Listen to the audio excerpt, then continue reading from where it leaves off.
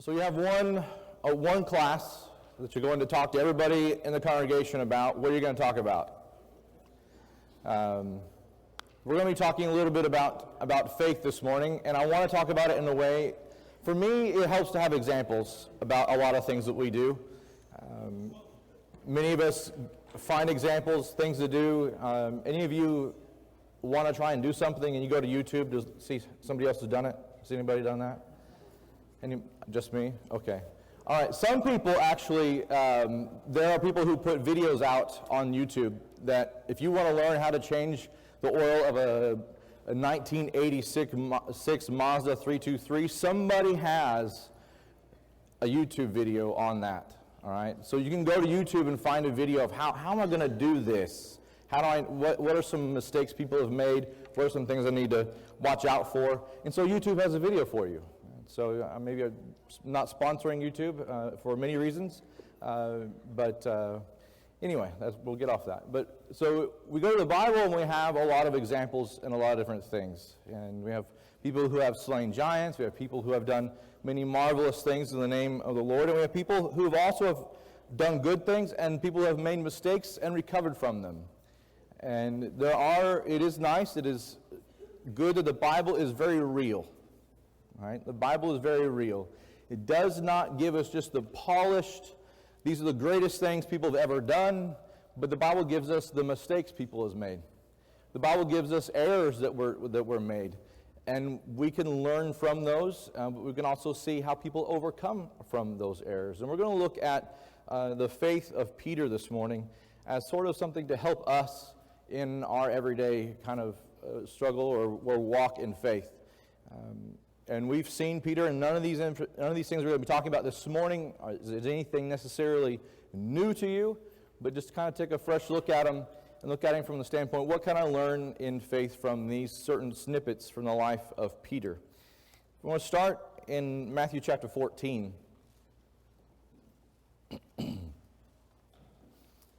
Matthew chapter 14, you have a lot going on. In the beginning of the chapter, you have John the Baptist was beheaded for his faith. The 5,000 were fed. And beginning of verse 22, it says, Immediately he made his disciples get into the boat and go ahead of him on the other side. Other side of what? The Lake Galilee, right? Which isn't that huge.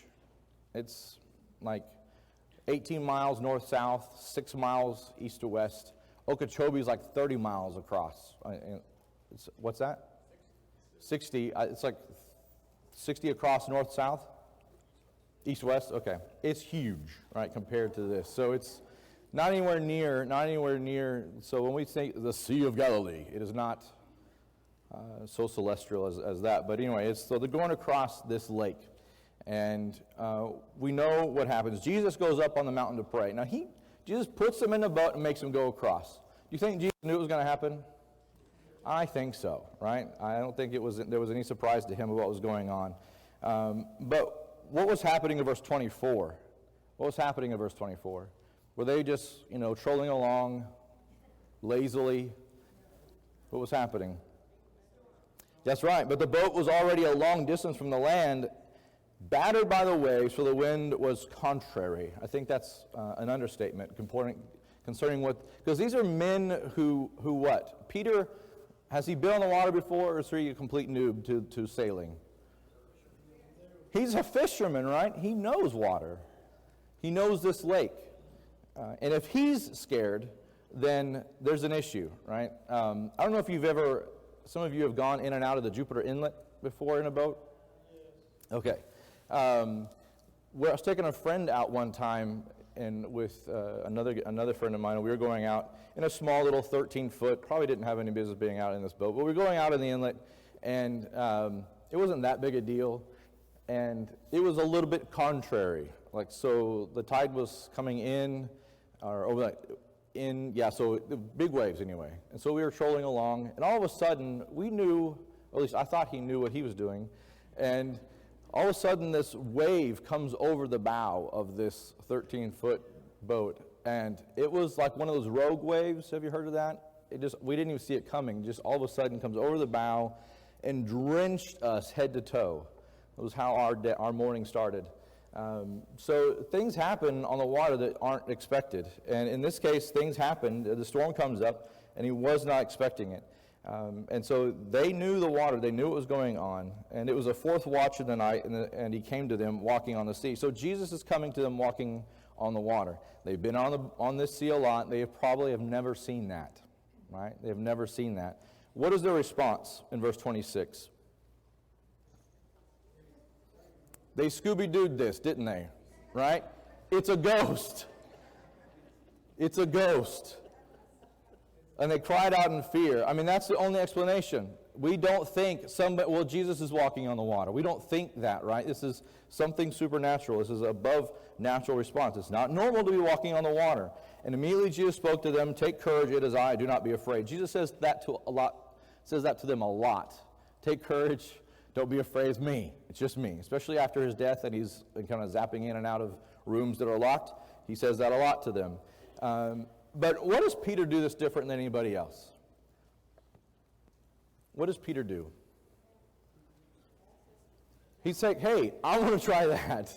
That looks cool. Let me put my floaties on and I'll come out there with you, right? So do we see that just in Peter's demeanor, what we've read about Peter up to this point? He's sort of the one the first to respond, the first to jump on these kind of things, right? And so we don't doubt that Peter was the one to do this. And so he steps out of the boat. And what happens with him? He starts doing what? Walking on water. He sees Jesus, he's walking on water, and he's going to Jesus. What happens when he takes his eyes off Jesus? You've heard the sermons on this before. What happens? He starts to sink. What does he see around him? The waves, the wind. All of a sudden he realized, oh, wait a second. So have we ever done something that in the moment, this is what I need to do? We feel like this is what needs to happen. We're joyous, we're zealous for this thing to happen. Our faith is on fire, and then all of a sudden we think too much. Have you done that? Have you ever overthought anything? Okay. Did Peter maybe overthink what was going on? Maybe you thought, well, I'll climb up this high ladder and change this light bulb. And then you get to the top of the ladder and you start thinking about, maybe I shouldn't have done this. So we overthink things sometimes, and we take our eyes off what our focus was on, and Peter did that. Now, Jesus, obviously, we know the story. Jesus did what? He's seeing, so immediately Jesus stretched out his hand, so apparently he wasn't that far, and took hold of him and said, "You of little faith, why did you doubt?" What are some lessons we can learn in faith, about faith from this example? Hold on. How many of us who have living a life of faith have ever taken our eyes off the focus and gotten shook, has that happened? My grandfather used to talk about every once in a while, if things I get rattled, and I'd call him up. Do you guys have people you call when things go sideways? And you call him up, and he would say, "You got your bucket shook, didn't you? You got your bucket sloshed." How many of you ever sloshed a bucket and stuff goes everywhere, carrying a 5-gallon bucket? That's what he said. You got your bucket sloshed a little bit. And so just stay the course. Get things righted, settle down, and when you settle the bucket down, what happens? Calms down, you can keep going again. And so that's kind of what happens here with Peter. I mean, he's doing right things. He's the one that stepped out of the boat. Nobody else stepped out of the boat. And he goes to Jesus, but he took his eyes off what was happening. And of course, it's a lesson that is good for all of us in any moment, that if we take our eyes off what we're supposed to be focused on, we're going to sink. And that's why so much of what we read of the apostles' writing later on is what? About keeping our eyes on the prize. Have this mind, which was and focusing on Christ, the forerunner of our faith. So Peter did have trouble with his faith in Jesus, but we've all been there. He also had some trouble with his perception of Jesus. Look over in Matthew chapter 17. Can we think just any old thing we want to about Jesus? Can we think anything we want to? Jesus is a great guy, and we can say and teach anything we want to about him. No, we cannot. We can only say what Scripture says about who he is. It's interesting that that when Peter preaches in Acts 2, he says, "This Jesus, whom you have crucified." Why be so specific about Jesus? This Jesus, whom you crucified. What's that? There are other people named Jesus. Did you know that it was a very popular name? So if this guy that's going to come, his name would be Jesus, and you want your child to be this kind of prince, you're going to name him Jesus, right? It's a popular name, but it could be also that they're trying to be very specific about who we're talking about, right? So it's important, our concepts of who Christ is. In Matthew chapter 17, verses 1 through 5, what do we typically call this? What's going on? They went up on the Mount of Transfiguration, right? That's how we call it in Bible terms. And so he goes up 6 days later, and this is not 6 days after the event we just looked at, but 6 days later from the previous event. He took with him Peter, James, and John, and they led them up on a high mountain by themselves. And he was transfigured before them. His face shone like the sun. His garments became as white as light. It's just interesting, this situation. This is almost like a burning bush kind of scenario, right? This coming into this presence and being up on this mountaintop. What do we usually call when we have highs in our lives? We call them what kind of experiences? Mountaintop experiences, right? It would be fair to say that for those three that were on this mountaintop, that this was a mountaintop experience. We get to see Jesus like nobody else has seen, and they get to see who else? Moses and Elijah. Which is to say, they have seen the personages of the Old Testament. If you wanted the people that personified the Old Testament, the giver of the law and the most prominent of the prophets, you got to see Moses and Elijah. All right, it'd be like saying I got to see George Washington and Abraham Lincoln, for example. I got to see the presidents of presidents. So it'd be that kind of situation. All right. How did he know who they were? We don't know, but they knew that that's who they were seeing. Unless they introduced themselves or had name tags, they saw Moses and Elijah. Now, if some of you are saying, hello, my name is. Okay, so if we look at this experience, what did Peter begin to say? What did he want to do? What's that? But they wanted to build altars, which is not an inappropriate response to something so, for you, awesome. You've never seen anything like this. What do I do? We're going to build altars to whom? All three. Which, if I build altars to all three of these individuals, what does that mean about all three of these individuals? They are all equal. They are all equal. Have you ever been corrected by somebody? Like you say something, and you think it is the right thing to say. You say it with vigor, and you say it with all your conviction, and then somebody corrects you. Has that ever happened? Okay, what do you feel like in that moment? It's a little bit small. What if God corrected you? Would you feel even maybe smaller?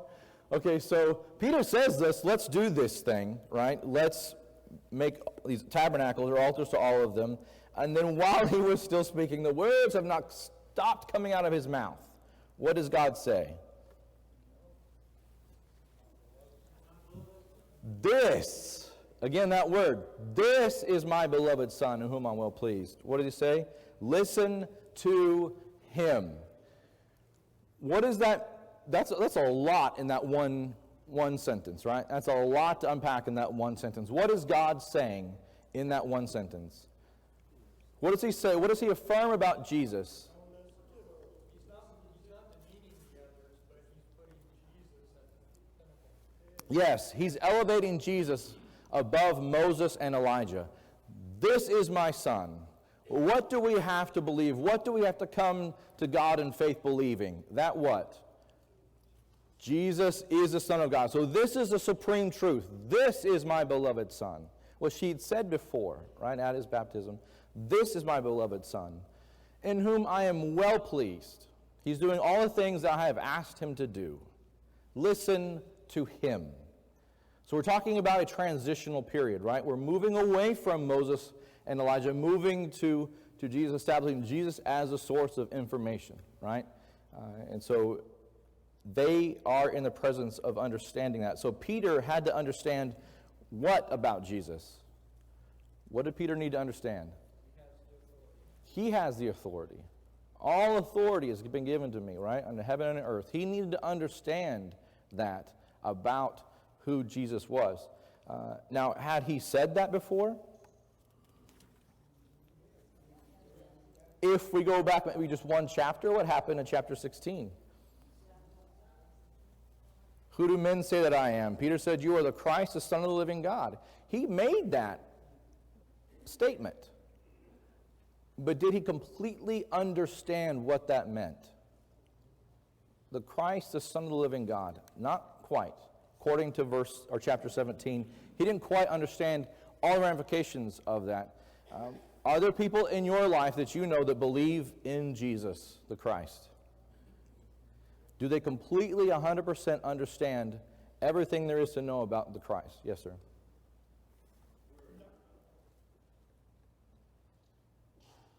Mr.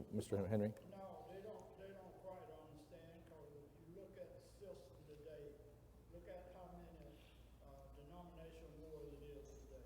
Yes, sir. Man got to the place now, he done run off, I'll use the word, he done run off the cliff. Yes, sir. He ain't got no wings to fly. So now he don't know what to do. He just at a standstill. And that's what happened right today. Yes, sir. In their lack of knowledge about who Christ is and the church that he established, then we are, like as you say, running off the cliff in our understanding. And that's happening a lot. People are very sincere. People are very convinced of their beliefs. But is it possible to be sincere and convinced and be wrong? Is that possible? Yes, it is. Was Saul convinced, sincere in what he did? In persecuting the church? Yes, he was. Was he wrong in what he was doing? Did he misunderstand who Christ was? He did. Yes, you just... It's pretty interesting to see Peter get carried away in a mountaintop experience and have a great idea about worship and say, wow, we should totally do this. And God say, that's not what I'm looking for. That's right. Yeah, that's a very good point. This is another kind of tipping the hat to the idea, the proper idea of worship. Like these were not, all three were not people to be worshipped. There was one that was there that was appropriate to be worshipped. And it's not, we can't just do whatever feels good in the moment and say and call it worship. Right? It's not, according to this passage, it's not, the example is not, God accepts everything that I do as long as I do it sincerely, as long as I do it with all of my heart, then I can do whatever and call it worship. That's not what we read here. So that's a very good point as well. Peter thought that was a great idea. Let's build 3 tabernacles. Yeah. Who could go wrong with that? That's legit. It's a legit idea. You know, there's precedence for that. They did it in the Old Testament, so why can't we do it now? So yes, so we need to understand what's going on about that as well. So he had trouble in his perception of Jesus, but we maybe have been there and needed to be corrected about who Jesus was. And maybe there are people who have sincere faith, but maybe not with a complete knowledge of who Christ is. And we need to make sure that we're doing those things to help them as well. Maybe we've been here as well, trouble with our conviction. In Matthew chapter 26, probably one of the things that Peter's one of the things that is famous for in his life. Matthew 26, beginning in verse 69.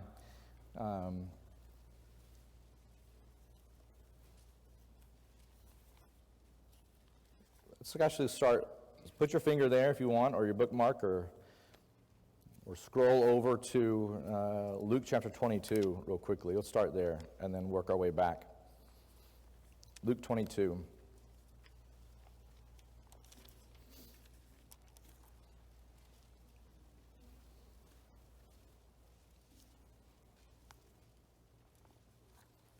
Beginning in verse 31. Well,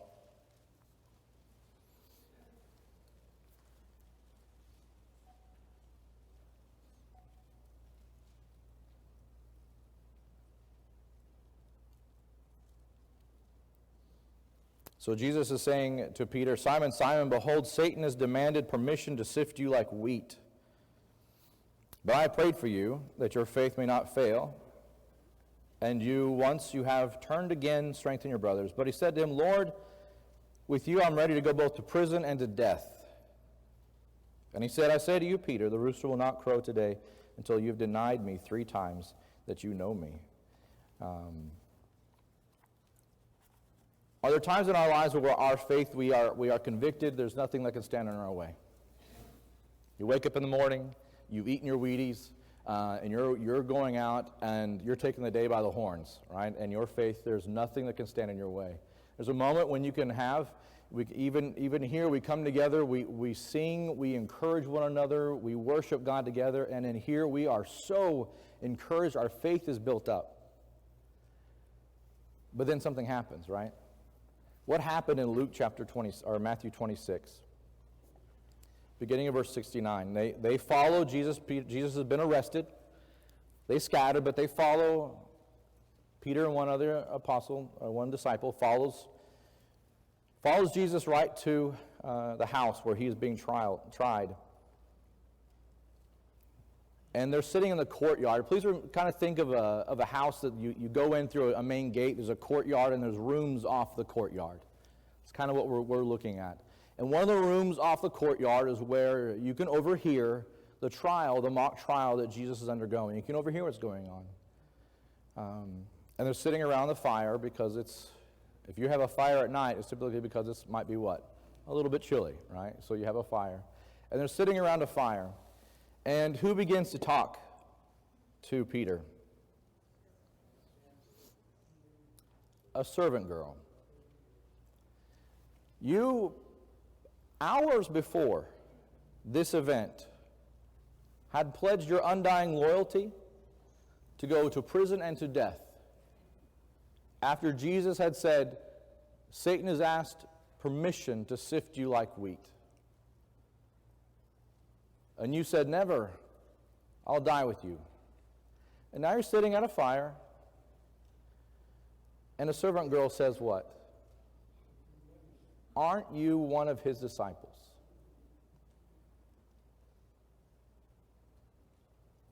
Have you ever been in a situation where something seemingly so small, the moment you have to prove what you just said, you back out? What does Peter begin to do? What does he say? How does he respond? I don't know him. I don't know him. I don't know what you're talking about.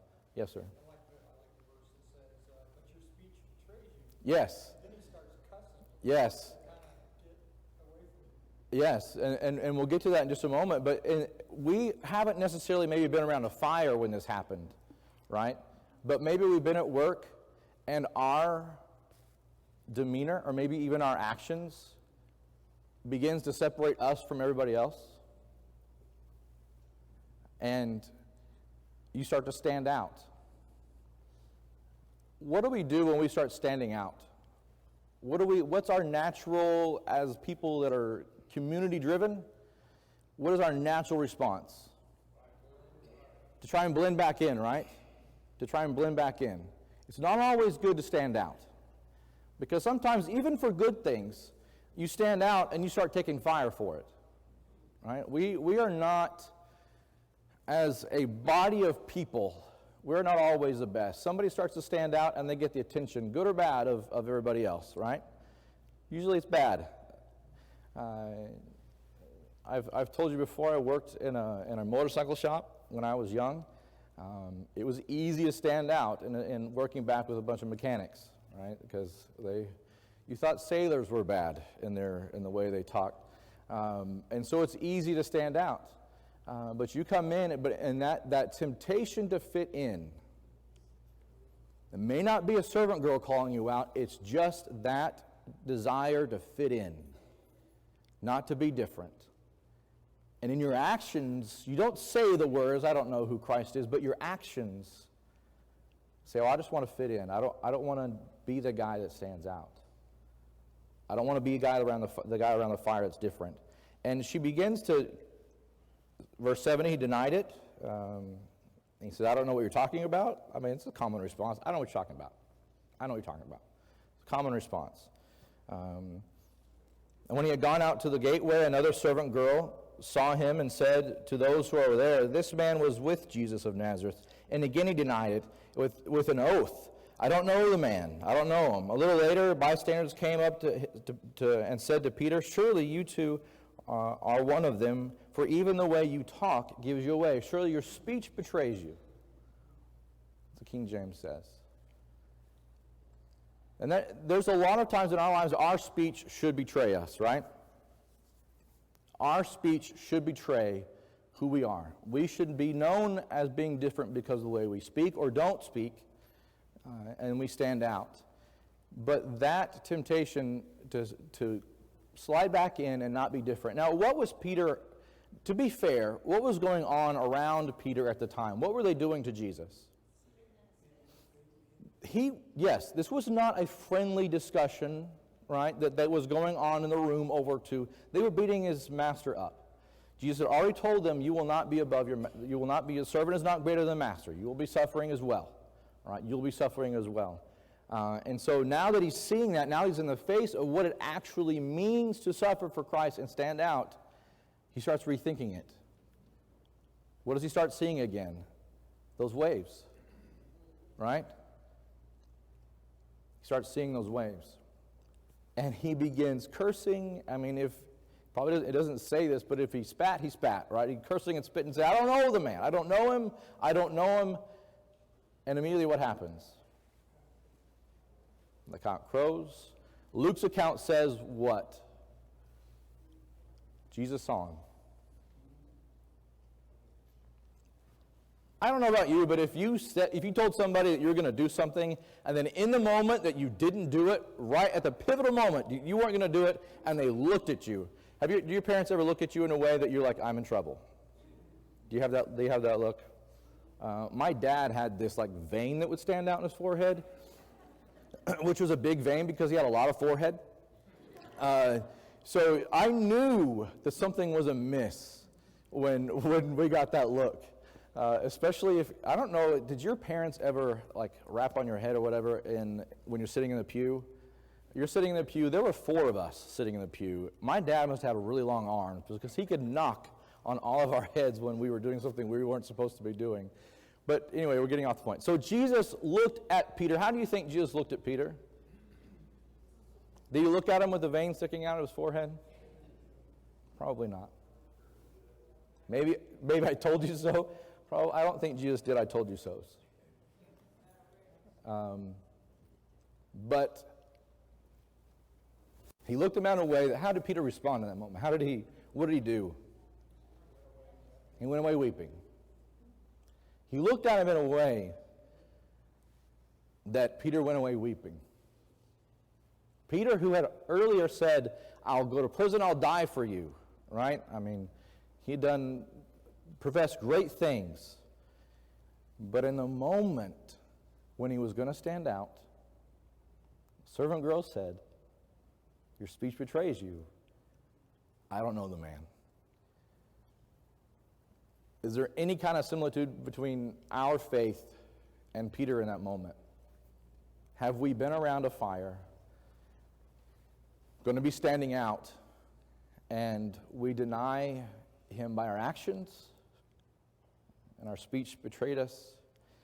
It happens. It happens. In 1 Corinthians chapter 15, verse 5,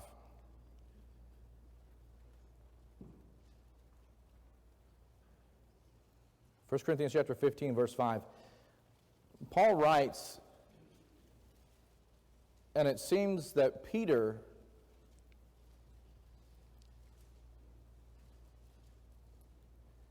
was the first disciple apostle that Jesus appeared to. We don't have a record of that account. That was something between the two of them, right?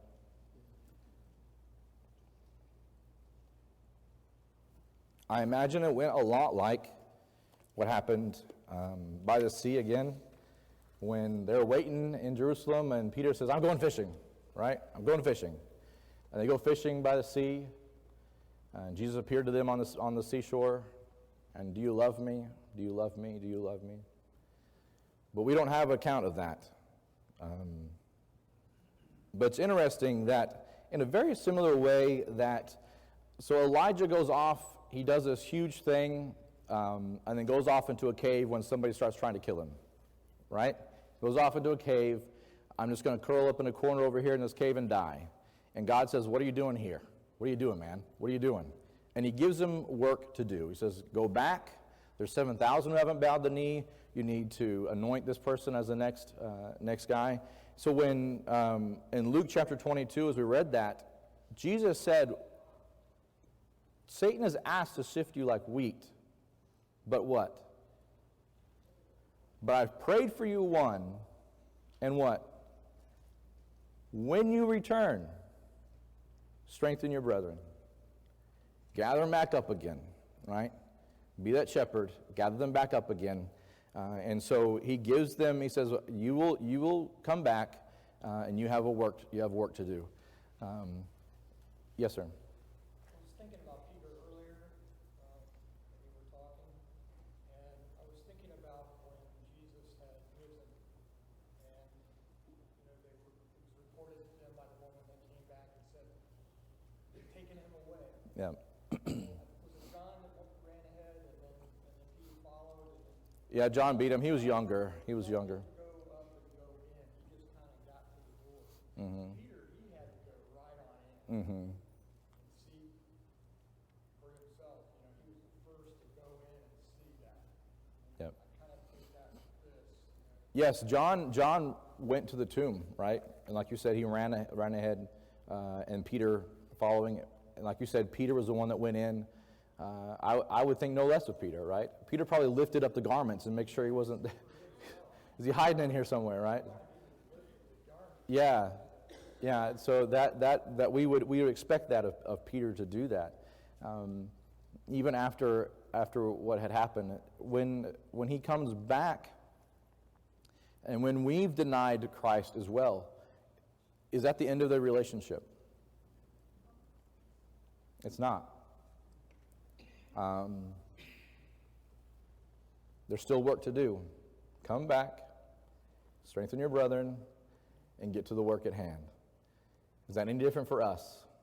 There will be days, and there may be times in our lives when we've done this very thing. But we need to remember that, like Peter, we can come back, and there's work to do. There's work to do. And those two things, coming back, reconciling, and getting to the work at hand, will help us stay on track. It's amazing that when you're working, you're doing, and you forget everything that's going on around you. How many of you have worked and time has flown by? You didn't even know what was going on. And that's very similar to what we need to do as in our faith, in our walk with Christ. If we get to the work, time goes by very quickly. Hopefully, if it's something we're enjoying, right? So, look over in Galatians chapter 2.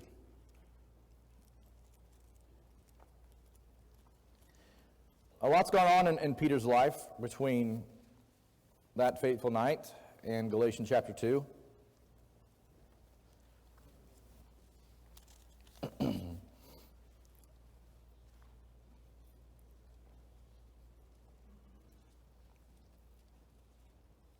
We'll be looking at 11 through 14.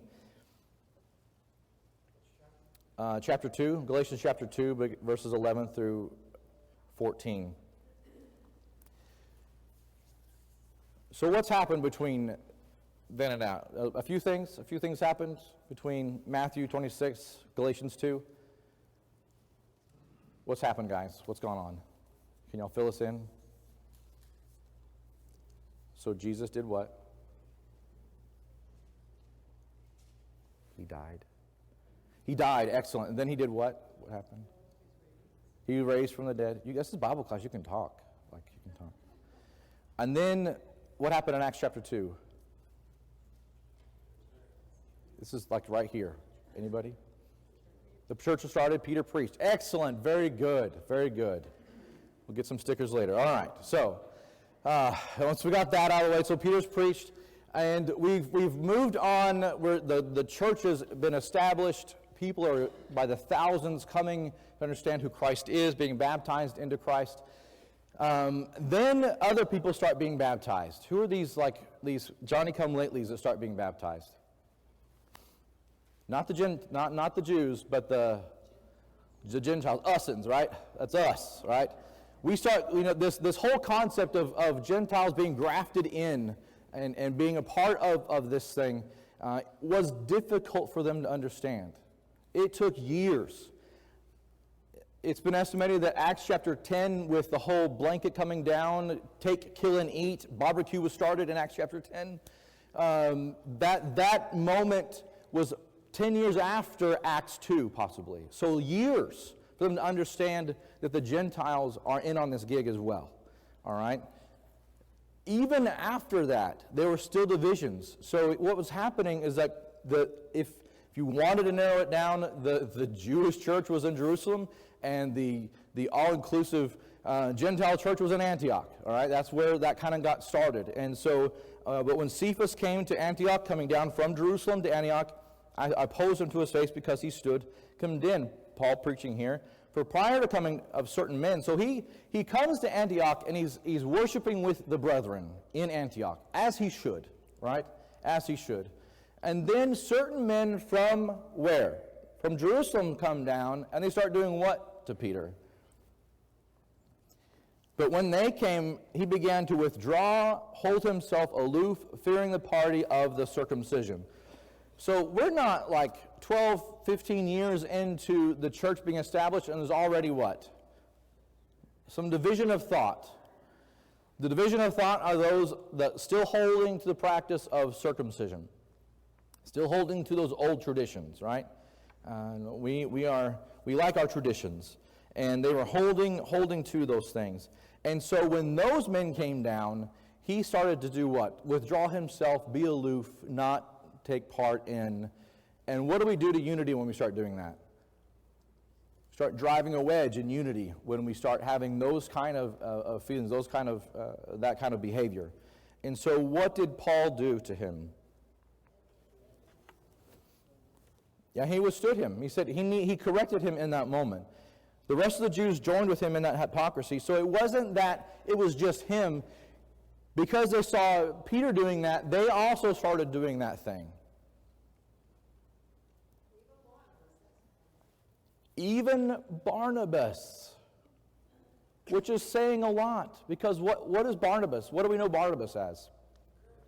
The son of encouragement, right? He would never do something like that. He would never do something that would cause other people to feel different or left out or anyway triggered in any way. So it's Barnabas would never do that. You all right? It's okay. Never mind. So as we look at this text, we see that Peter kind of got off track with what was going on, right? We are called to sow seed, right? We are sowers of seed. If we start to be selective in the sowing of our seed, of the seed, the gospel, what happens? Are we guilty of this as well? If we start to be aloof from anybody in the church and be selective, could we be guilty of this as though there were second-class Christians? Could we be guilty of doing this and causing division? Yes, we could. There are no second-class Christians, and that's what he begins to say, that you can't do this. We are all brothers and sisters by faith in Christ. And Peter kind of lost track of that in trouble with partiality. And in our faith, we can be in the church, and it's possible to do the same thing. Have we ever been judgy about anything? Yes. We have all been guilty of doing that. And so that is something that we need to be careful in our faith as well, in our life of faith, that we're not doing those things as was done there, showing partiality. If we look at the life of Peter, we see his highs and lows, right? Probably his highest high He's the one that gets to preach on Acts chapter 2, and everybody else obviously does, translating and that kind of thing. We see their lives, or see what was done there. Peter lets us know that we can make mistakes. We will make mistakes, but we can still do great things for God. If we ever get to a low point in our faith and say, well, God will never take me back, God will never take me back. I've done this, I've done X, whatever it is. God will never use me again. Is there any moment in Peter's life where he could have said that? God will never use me again. I've done this thing. Yes. More than once, right?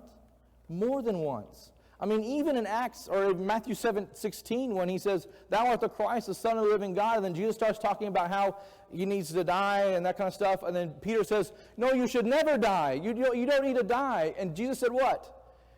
"Get thee behind me, Satan," right? He went from here to down here in like the span of 5 minutes, okay? So yes, we can. But if we ever get to the point where we think, well, I can never come back and be useful in the service of God, then guess who has won? You've been sifted, and guess who has won?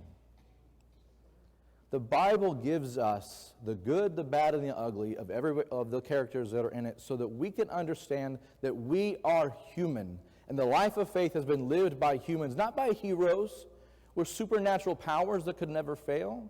The life of faith has been lived by humans that have made mistakes, have fallen down, gotten back up again, and still done great things for God. And every once in a while in our walk of faith, we need to be reminded of that. We need to be encouraged and understand that, yes, I will mess up. He's already said you will, but he's made the way for us to come back. Now, should I continue in sin that grace may abound? Heaven forbid, right? God forbid, Romans chapter 6. But we can get up.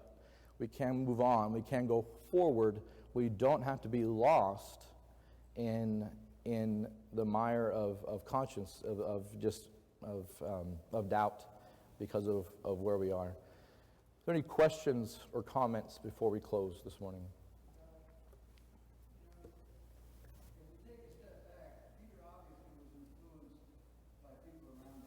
Yeah.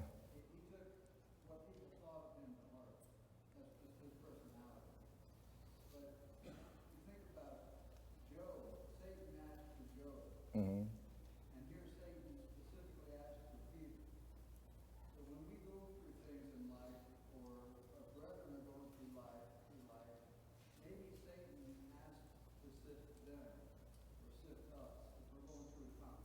Yep. And it gives us a new appreciation for Peter.